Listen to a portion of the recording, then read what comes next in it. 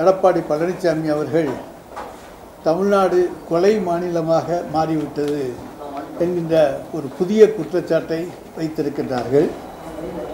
அவருக்கு நாங்கள் தெரிவிக்க விரும்புவது என்னவென்றால், தமிழ்நாடு கொலை மாநிலம் அல்ல, கலை மற்றும் அறிவுசார் மாநிலம்தான் தமிழ்நாடு.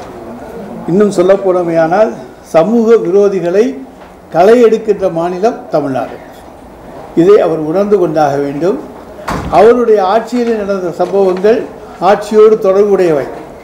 ஆனால் இந்த ஆட்சியிலே எந்த சம்பவங்களும், வன்முறை சம்பவங்களும், ஆட்சியோடு தொடர்புடைய எந்த சம்பவங்களும் நடைபெறவில்லை. கொடநாடு சம்பவம் என்று எடுத்துக்கொண்டோமையானால் அது அன்றைய முன்னாள் முதலமைச்சர் ஜெயலலிதா அவர்களுடைய கேம்ப் அலுவலகமாக இருந்தது. ஆனால் அங்கே தொடர் கொலை கொள்ளை சம்பவங்கள் நடந்திருக்கின்றன.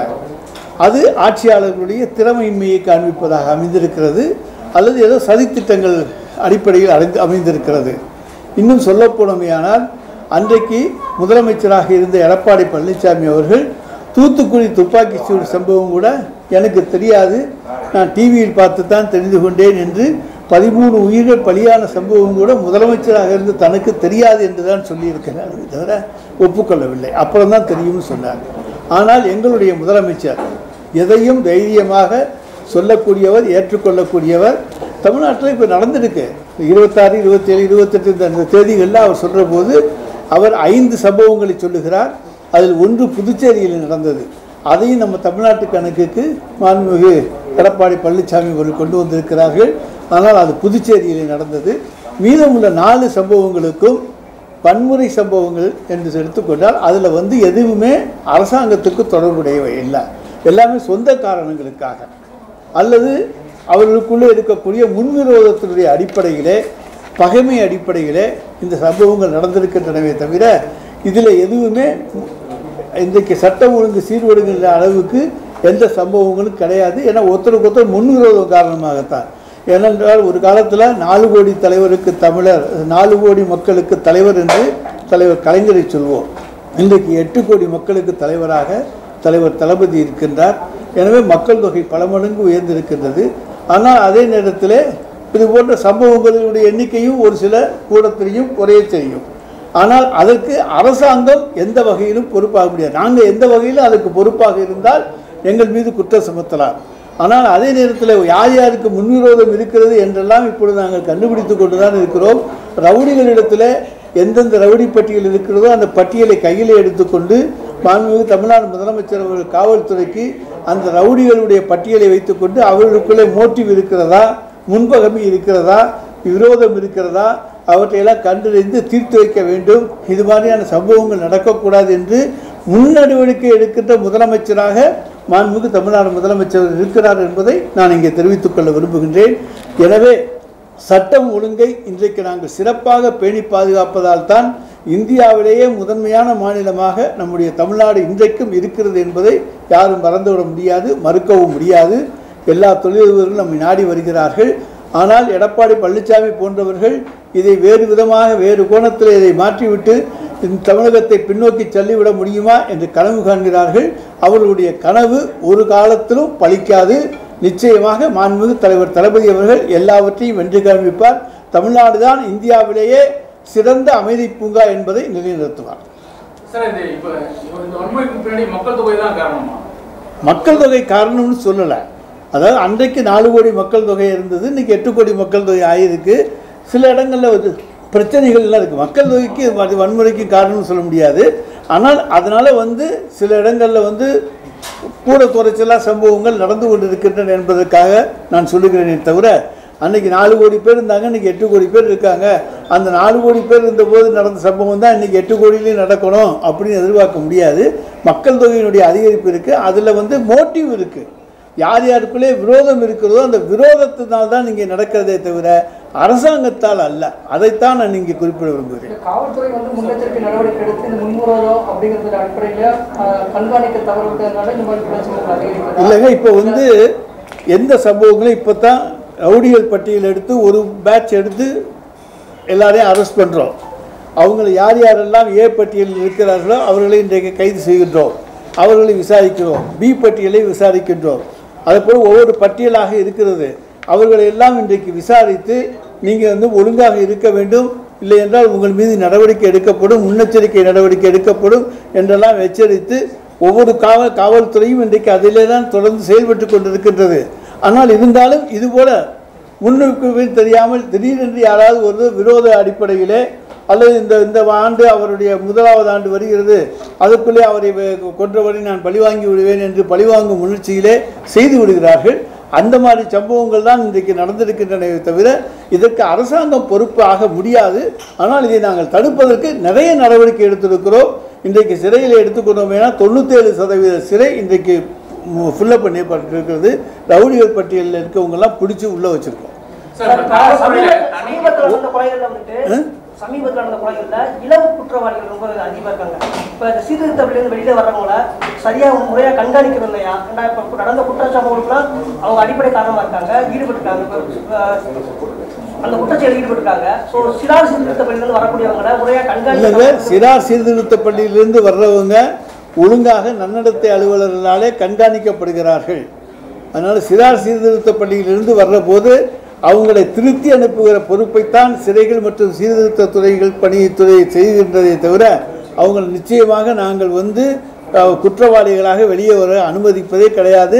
அவங்கள திருத்தி தான் வெளியே அனுப்புகிறோம். வேணும் அங்கே இருக்கக்கூடிய சந்தர்ப்ப சூழ்நிலைகள் அதில் யாராச்சும் 1-2 பேர் தவறுக்கு போயிருக்கலாமே தவிர மெஜாரிட்டி யாருமே மீண்டும் சிறைக்கு செல்லக்கூடிய எண்ணத்தில் இல்லாதவர்களாக, அவர்களை நல்லவர்களாக, சமுதாயத்தோடு இணைந்து வாழக்கூடியவர்களாக அவர்களை திருத்தி அனுப்புகிற பணியைத்தான் நம்முடைய சீர்திருத்த பள்ளிகள், சிறைகள் மற்றும் சீர்திருத்த பள்ளி துறை செய்து வருகிறது.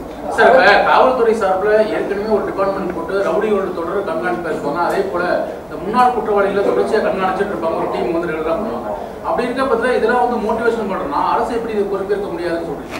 சார், முன்னாள் குற்றவாளிகளில் நாங்கள் கண்காணிச்சுக்கிட்டு தான் இருக்கோம். புதுசாக குற்றவாளிகள் வர்றாங்க. முன்னாள் குற்றவாளிகளை நாங்கள் எங்களுடைய அடையாளம் கண்டு அவங்களெல்லாம் கண்காணிச்சுக்கிட்டே வர்றோம். ஒரு கண்காணிப்பு உடைய ஒரு போலீஸ்காரர் ஒரு 100 பேரை போய் பார்த்துக்கிட்டு இருக்கிற போது அவங்களுக்கே தெரியாமல் 2 புது குற்றவாளிகள் வர்ற போது நாங்கள் அவங்கள என்ன பண்ண முடியும்? திருப்பி அவங்களையும் நாங்கள் வளையத்துக்குள் கொண்டு வந்து கண்காணிக்கின்றோம். எனவே நிறைய செயல்களை இன்றைக்கு தடுத்திருக்கிறது காவல்துறை தான். சிறப்பாக காவல்துறை பணியாற்றி ரவுடிசத்தை ஒழிக்க வேண்டும் என்பதற்காக மிகுந்த முயற்சி எடுத்து தடுத்திருக்கிறது. எனவே தான் நாம் இன்றைக்கு சுதந்திரமாக இருக்க முடிகிறது. எனவே மாண்புமிகு தமிழ்நாடு முதலமைச்சர் எடுத்திருக்கிற நடவடிக்கைகள் தான் இதற்கு அடிப்படை காரணம்.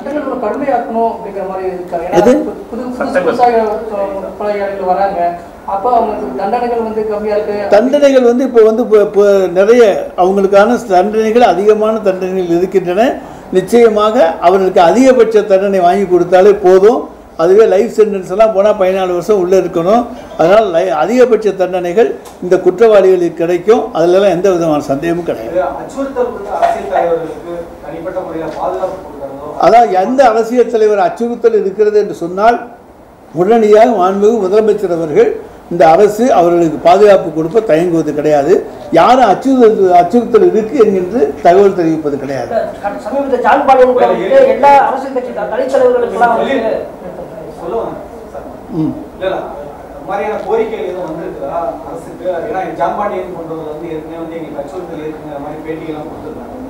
அப்படி கோரிக்கைகள் வந்திருந்தால் நான் அதை வந்து உள்துறையிடம் விசாரித்து அதற்குரிய பதிலை தருவேன்.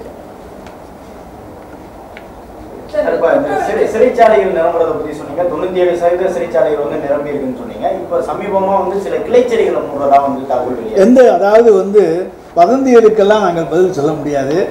அந்த சிறைகள் கொஞ்சம் வந்து கொஞ்சம் மோசமான கண்டிஷனில் இருக்குங்கிறதுனால அதை சொல்லியிருக்காங்க. அதை வந்து ரிப்பேர் பார்த்து அந்த சிறைகளும் இயங்க வேண்டும் என்று தான் சொல்லியிருக்கிறோமே தவிர எந்த சிறைகளையும் நாங்கள் மூட வேண்டும் என்று சொல்லவில்லை. நிச்சயமாக அந்த சிறைகள்லாம் மூட வேண்டிய அவசியம் கிடையாது. எனவே அது பழுதுபார்ப்பதற்கான நிதியை கேட்டிருக்கிறோம். நிதியை பெற்று அந்த சிறைகளும் இயங்கும். குற்றவழக்கு தொடர்புத்துறை இயக்குனர் நியமனம் தொடர்பாகவும் எதிர்க்கட்சி தலைவர் எடப்பாடி பழனிசாமி குற்றம் சாட்டியிருக்காரு. இவர் அரசியல் சார்பான ஒருத்தரை நியமிக்க கூடாது அப்படின்னு தெரிவிச்சிருக்காரு. அது வந்து அரசு எடுத்திருக்கிற முடிவு. ஆனால் அவரை வந்து நியமிக்க வேண்டும் என்பது நாங்கள் எடுத்திருக்கிற முடிவு. அதுதான், அதைத்தான் நீங்கள் நான் சொல்ல முடியும். இல்லை, 15 ஆண்டுகள் வழக்கறிஞராக இருந்த வரையும் டைரக்டர் ஆஃப் ப்ராசிக்யூஷனாக நியமிக்கலாம். அதாவது இப்போ வந்து தற்காலிகமாகத்தான் ஆக்டிங்காகத்தான் நியமித்திருக்கிறோம். இதற்கு முன்னாடி அந்த மாதிரி பதவியில் அந்த மாதிரி நியமிச்சிருக்காங்களா? இல்லைங்க, இவர் ஆக்டிங் தான் நியமித்திருக்கிறோம், நிரந்தரம் அல்ல, ஆக்டிங். இந்த புதிய குற்றவியல் சட்டத்தின் அடிப்படையில் தான் நியமிக்கப்பட்டிருக்காங்க. ஆனா தமிழக அரசு அந்த புதிய குற்றவியல் சட்டங்களை இல்லை, பழைய குற்றவியல் சட்டத்தில் இருக்கிறது இதே சரத்துக்கள் தான் புதிய குற்றவியல் சட்டத்திலையும் இருக்கு.